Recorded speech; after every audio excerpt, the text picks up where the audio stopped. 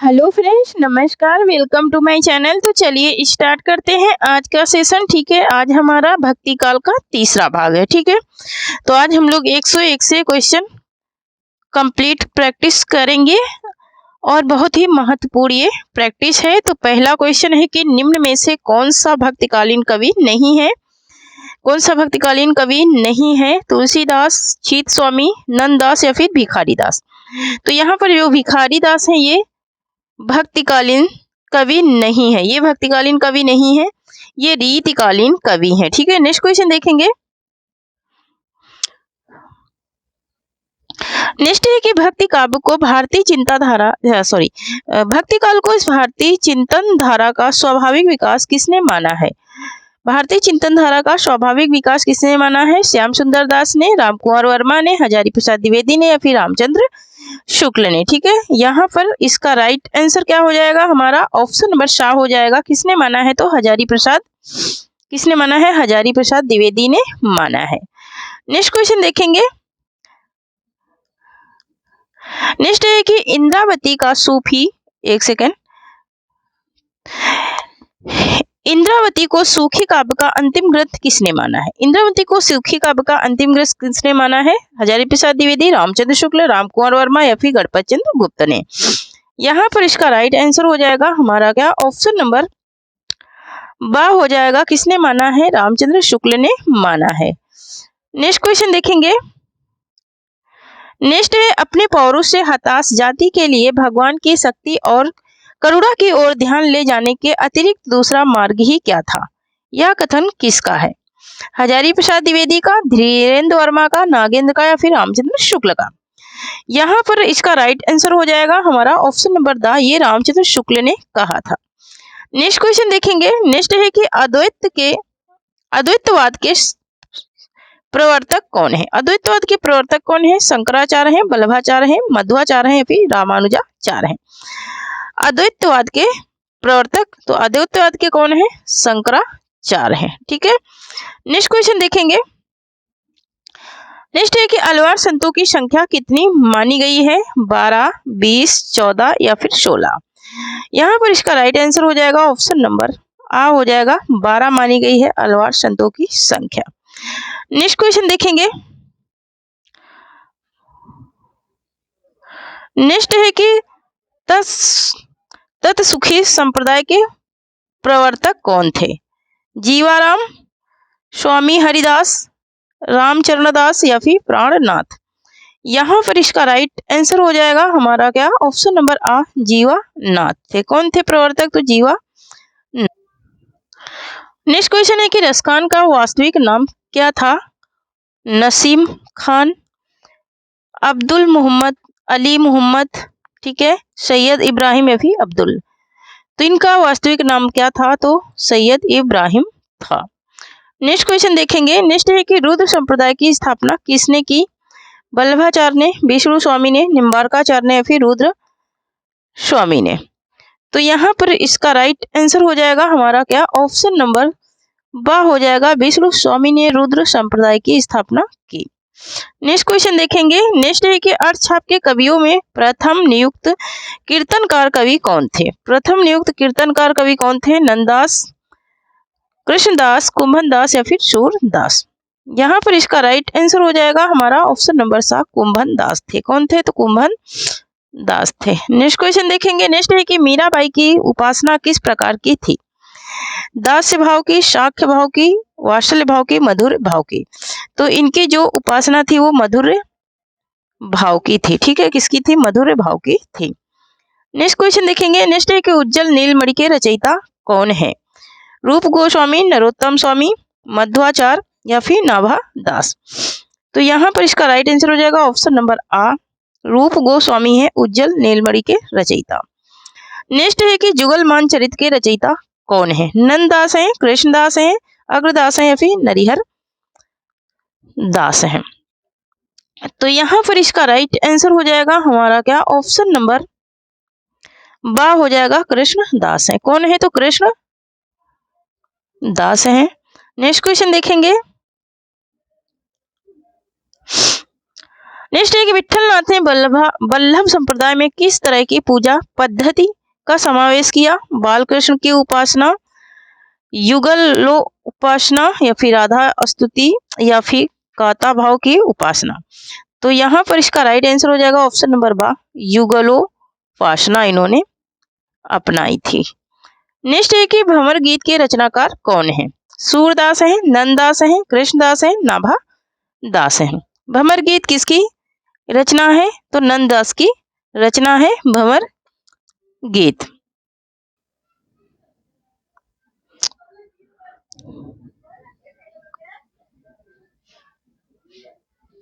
Next question है कि सुदामा चरित्र के रचनाकार कौन है? घनानंद, कृष्णदास, नरोत्तम दास या फिर रस खान। यहाँ पर इसका राइट आंसर हो जाएगा ऑप्शन नंबर सा, नरोत्तम दास है। नेक्स्ट क्वेश्चन देखेंगे। नेक्स्ट क्वेश्चन है कि संतन को कहा सीकरी सो काम पंक्ति किस कवि की है? परमानंद दास की, कुंभन दास की, कृष्णदास की या फिर सूरदास की। तो ये किसकी पंक्ति है? ये कुंभन दास की पंक्ति है। किसकी है? कुंभन दास की पंक्ति है। नेक्स्ट क्वेश्चन देखेंगे। नेक्स्ट है कि सूर सागर में जगह जगह दृष्टकूट वाले पद मिलते हैं, यह भी विद्यापति का अनुकरण है। सूरदास से संबंधित उक्त विचार किसके हैं? हजारी प्रसाद द्विवेदी के, ब्रजेश्वर वर्मा के या फिर हरवंश लाल शर्मा के या फिर रामचंद्र शुक्ल के। तो यहाँ पर इसका राइट आंसर हो जाएगा हमारा ऑप्शन नंबर दा हो जाएगा, रामचंद्र शुक्ल ने ये बात कही थी। नेक्स्ट क्वेश्चन देखेंगे। नेक्स्ट है कि तत्व दीप निबंध के लेखक कौन है? वल्लभाचार्य है, निम्बार्काचार्य है, विष्णु स्वामी है फिर नाभा दास है। तो यहाँ पर इसका राइट आंसर हो जाएगा हमारा ऑप्शन नंबर आ हो जाएगा, वल्लभाचार्य का ये निबंध है तत्वदीप। नेक्स्ट क्वेश्चन देखेंगे। नेक्स्ट है कि निम्न में से कौन वल्लभाचार्य का शिष्य नहीं है? चतुर्भुज दास, सूरदास, परमानंद दास, कुंभन दास। तो कौन से जो है वो वल्लभाचार्य के शिष्य नहीं है ये बताना है। तो ऑप्शन नंबर आ राइट हो जाएगा, चतुर्भुज दास नहीं है। नेक्स्ट क्वेश्चन देखेंगे। नेक्स्ट है कि राग गोविंद के रचनाकार कौन है? नंददास है, चीत स्वामी है, सूरदास है या फिर मीरा बाई है। तो यहाँ पर इसका राइट आंसर हो जाएगा हमारा क्या, ऑप्शन नंबर दा, मीरा बाई है। नेक्स्ट क्वेश्चन देखेंगे। नेक्स्ट है कि प्रेम वाटिका के रचनाकार कौन है? मीराबाई है, गोविंद स्वामी है, रसखान है या फिर रहीम है। यहाँ पर इसका राइट आंसर हो जाएगा ऑप्शन नंबर सा, रसखान है इसके रचनाकार। नेक्स्ट क्वेश्चन देखेंगे। नेक्स्ट है कि द्वादश यज्ञ भक्ति प्रताप और हितजू को मंगल के रचयिता कौन है? हितजू के मंगल के रचयिता कौन है? नंददास है, चतुर्भुज दास है, कुंभन दास है या फिर परमानंद दास है। यहाँ पर इसका राइट आंसर हो जाएगा हमारा क्या, ऑप्शन नंबर बा हो जाएगा, चतुर्भुज दास है। कौन है? तो चतुर्भुज दास है। नेक्स्ट क्वेश्चन देखेंगे। नेक्स्ट है कि सूरदास के अतिरिक्त अष्टछाप के दूसरे संगीतज्ञ कौन थे? दूसरे संगीतज्ञ कौन थे सूरदास के अलावा? गोविंद स्वामी, चतुर्भुज दास, नंद दास या फिर परमानंद दास। यहाँ पर इसका राइट आंसर हो जाएगा हमारा क्या, ऑप्शन नंबर आ हो जाएगा, गोविंद स्वामी है। सूरदास के अलावा ये भी क्या करते हैं, कीर्तन भजन करते हैं। नेक्स्ट है कि नंददास कृत रास पंचाध्याय को हिंदी का गीत गोविंद किसने कहा? हिंदी का गीत गोविंद किसने कहा? रामचंद्र शुक्ल ने, वियोगी हरि ने, श्याम सुंदर दास ने, हजारी प्रसाद द्विवेदी ने। तो किसने कहा था? वियोगी हरि ने ये बात कही थी। नेक्स्ट क्वेश्चन देखेंगे। नेक्स्ट है कि अष्टछाप का वह कवि जिसके एक पद को सुनकर वल्लभाचार्य कई दिन तक बेहोश बने रहे? सूरदास, गोविंद स्वामी, परमानंद दास या फिर सूरदास। तो यहाँ पर इसका राइट आंसर हो जाएगा हमारा क्या, ऑप्शन नंबर सा हो जाएगा, परमानंद दास हैं वो जिनके पद को सुनकर के वल्लभाचार्य कई दिन तक सोचते रहे। नेक्स्ट है कि कृष्ण काव्य धारा के प्रवर्तक माने जाते हैं? सूरदास, वल्लभाचार्य, विट्ठलनाथ या फिर हित हरिवंश। यहाँ पर इसका राइट आंसर हो जाएगा हमारा ऑप्शन नंबर बा, वल्लभाचार्य माने जाते हैं। नेक्स्ट क्वेश्चन देखेंगे। नेक्स्ट है कि सूरदास को पुष्टि मार्ग का जहाज किसने कहा? वल्लभाचार्य ने, गोकुलनाथ ने, विट्ठलनाथ ने या फिर हित हरिवंश ने। यहाँ पर इसका राइट आंसर हो जाएगा हमारा ऑप्शन नंबर सा, विट्ठल नाथ ने पुष्टि मार्ग का जहाज सूरदास को कहा था। नेक्स्ट क्वेश्चन है कि कृष्ण का सर्वप्रथम उल्लेख कहाँ मिलता है? महाभारत में, नारद भक्ति सूत्र में, ऋग्वेद में या फिर इनमें से किसी में नहीं। यहाँ पर इसका राइट आंसर हो जाएगा हमारा ऑप्शन नंबर सा, ऋग्वेद में इनका सर्वप्रथम उल्लेख मिलता है। नेक्स्ट क्वेश्चन है कि सूर काव्य के विषय में कौन सा तथ्य गलत है? सूर का वात्सल्य वर्णन अद्भुत है, सगुण भक्ति का प्रतिपादन है, भाषा अवधि है, सूर काव्य का मुख्य विषय कृष्ण भक्ति है। इसमें कौन सी बात गलत है ये बताना है। यहाँ पर ऑप्शन नंबर सा, भाषा यहाँ पर अवधि नहीं है, यहाँ पर भाषा है ब्रज और खड़ी बोली। ठीक है, नेक्स्ट क्वेश्चन देखेंगे। नेक्स्ट है कि भ्रमर दूत के रचनाकार कौन है? सत्यनारायण कविरत्न, लाला भगवान दीन, जगन्नाथ दास रत्नाकर, राय देवी प्रसाद पूर्ण। यहाँ पर इसका राइट आंसर हो जाएगा हमारा क्या, ऑप्शन नंबर आ हो जाएगा, सत्यनारायण कविरत्न की ये रचना है भ्रमर दूत। नेक्स्ट क्वेश्चन देखेंगे। नेक्स्ट है कि वल्लभाचार्य द्वारा रचित ग्रंथ का नाम क्या है? सिद्धांत संग्रह, अणुभाष्य, महाभाष्य, आत्मा, अध्यात्म, रामायण। तो यहाँ पर इसका राइट आंसर हो जाएगा हमारा क्या, ऑप्शन नंबर बा हो जाएगा, अणुभाष्य। अणुभाष्य है वल्लभाचार्य द्वारा रचित ग्रंथ। नेक्स्ट क्वेश्चन देखेंगे। नेक्स्ट है कि जन्म के आधार पर कवियों का सही अनुक्रम क्या है? सूरदास, परमानंद दास, कृष्णदास या फिर कुंभन दास, या फिर कुंभन दास, सूरदास, परमानंद दास, कृष्णदास, कृष्णदास, सूरदास, परमानंद दास, कृष्णदास, परमानंद दास, कृष्णदास, कुंभन दास, सूरदास। इसमें से कौन सा क्रम क्या है, सही है किसके अनुसार? जन्म के अनुसार, है ना। किसका जन्म पहले हुआ, किसका बाद में हुआ, वही क्रम मिलाना है। तो यहाँ पर पहले हैं कुंभन दास, फिर सूरदास, फिर परमानंद दास, फिर कृष्णदास। यही इसका क्या हो जाएगा, राइट आंसर हो जाएगा। नेक्स्ट क्वेश्चन देखेंगे।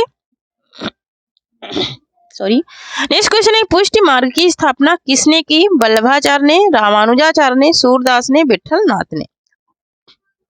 तो यहाँ पर इसका राइट आंसर हो जाएगा कि इसकी स्थापना वल्लभाचार्य ने की थी, पुष्टि मार्ग की। नेक्स्ट क्वेश्चन देखेंगे। नेक्स्ट है कि रामायण महानाटक के लेखक हैं, तुलसीदास हैं, प्राणचंद चौहान हैं, नाभादास हैं, फिर अग्रदास हैं। यहाँ पर इसका राइट आंसर हो जाएगा ऑप्शन नंबर बा, प्राणचंद चौहान है। नेक्स्ट क्वेश्चन देखेंगे। नेक्स्ट है कि भक्ति काल के किस कवि को जाति कवि कहा जाता है? तुलसीदास को, नंददास को, नाभादास को, मलुकदास को। यहाँ पर इसका राइट आंसर हो जाएगा हमारा क्या, ऑप्शन नंबर आ हो जाएगा, तुलसीदास को। किसको कहते हैं? तुलसीदास को कहते हैं। नेक्स्ट क्वेश्चन देखेंगे। नेक्स्ट है कि खेत कौतुकम किसकी रचना है? रसखान की, दादू दयाल की, कवि गंग की, या फिर रहीम की। यहाँ पर इसका राइट आंसर हो जाएगा हमारा खेत कौतुकम किसकी है? तो ये रहीम दास की रचना है, मोस्ट इंपोर्टेंट है। नेक्स्ट क्वेश्चन है कि रामानंद ने किस पुस्तक में अपनी पूरी गुरु परंपरा का उल्लेख किया है? आनंद भास में, सहस्त्र गीति में, या फिर पंच स्तवी में, या फिर रामार्चन पद्धति में। तो यहाँ पर इन्होंने अपनी पूरी पुस्तक की गुरु परंपरा का उल्लेख किस बुक में किया है, ये पूछ रहा है। तो यहाँ पर ऑप्शन नंबर द, रामार्चन पद्धति में इन्होंने अपनी पूरी बुक का उल्लेख किया है। नेक्स्ट क्वेश्चन है कि तुलसीदास द्वारा शारीरिक पीड़ा से मुक्त हेतु लिया गया ग्रंथ है? रामलला अच्छु, हनुमान बाहुक, बरवे रामायण, या फिर विनय पत्रिका। तो यहाँ पर इसका राइट आंसर हो जाएगा ऑप्शन नंबर बा, हनुमान बाहुक। किसको लिया गया है? हनुमान बाहुक को लिया गया है। नेक्स्ट है कि गोद लिए हुलसी फिरे तुलसी सो सुत होए। यह पंक्ति किस कवि की है? गोद लिए हुलसी फिरे तुलसी सो सुत होए। ये किसकी पंक्ति है? प्राणचंद की है, नरोत्तम दास की है, रहीम की है, फिर नाभा दास की है। यहाँ पर इसका राइट आंसर हो जाएगा हमारा ऑप्शन नंबर शाह, ये रहीम दास की पंक्ति है। इन्होंने इसका आधा भाग इन्होंने लिखा था और आधा भाग किसे? तुलसीदास ने लिखा था। नेक्स्ट क्वेश्चन है, तुलसीदास ने कौन सी रचना कलिकाल से मुक्ति पाने हेतु लिखी है? कलिकाल से मुक्ति पाने हेतु लिखी है कवितावली, विनय पत्रिका, हनुमान बाहुक, रामाज्ञा प्रश्न। यहाँ पर इसका राइट आंसर हो जाएगा ऑप्शन नंबर बी, बा हो जाएगा विनय पत्रिका। क्या लिखा है इन्होंने? विनय पत्रिका लिखा है। नेक्स्ट क्वेश्चन देखेंगे। नेक्स्ट है कि अयोध्या कांड के प्रथम श्लोक में किसकी स्तुति की गई है? राम की, सीता की, शंकर की या फिर हनुमान की, है ना।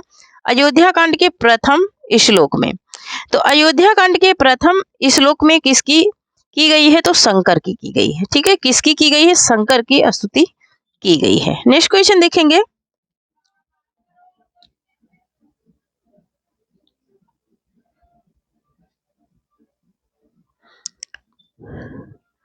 नेक्स्ट क्वेश्चन है कि लोक नायक वही हो सकता है जो समन्वय करने का अपार धैर्य लेकर आया है, उनका सारा काव्य समन्वय की विराट चेष्टा है। यह कथन किसका है?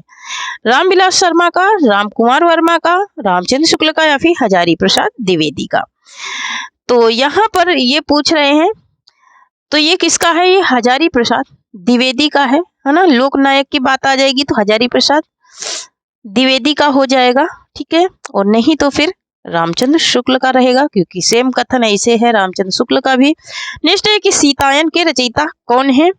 राधे श्याम, रामप्रिया शरणदास या फिर यूसर दास या फिर रामचरण दास? यहाँ पर इसका राइट आंसर हो जाएगा हमारा ऑप्शन नंबर बा, रामप्रिया शरण दास है। नेक्स्ट क्वेश्चन देखेंगे। नेक्स्ट है कि तुलसीदास ने मीन की मनीचरी का वर्णन किस ग्रंथ में किया है?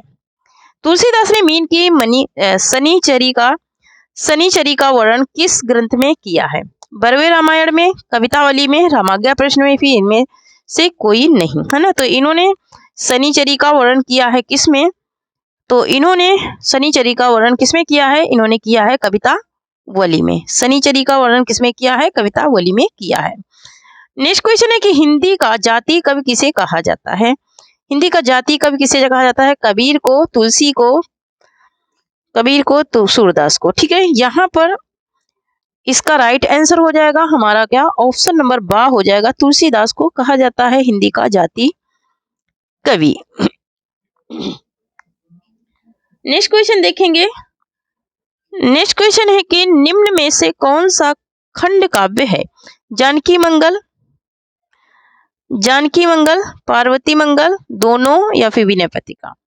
कौन सा खंड काव्य है ये बताना है। तो यहाँ पर इसका राइट आंसर हो जाएगा ऑप्शन नंबर सा हो जाएगा, ये दोनों ही खंड काव्य हैं, जानकी मंगल और पार्वती मंगल, ये दोनों ही खंड काव्य हैं।